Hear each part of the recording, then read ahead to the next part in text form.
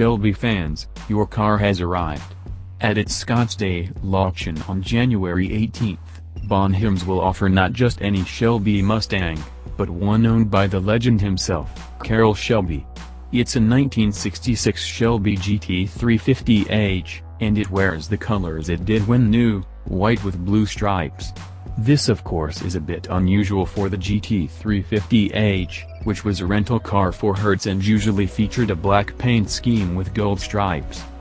According to Bonhams, the car was originally sold to Hertz for $3,865. That included optional wheels, radio and power brakes. It served as a rental car until 1967 when it was sold to a private owner who went about modifying the Mustang.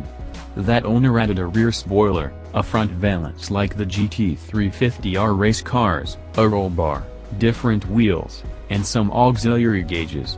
At some point, Carroll Shelby bought the car from this owner, and over time several of the modifications were removed in favor of original-style pieces, notably the front valence and the rear spoiler. The roll bar remains, and it still has some auxiliary gauges, though. The car is coming straight from the Shelby collection, so the only owners have been Hertz, the buyer from 1967, and Mr. Shelby himself.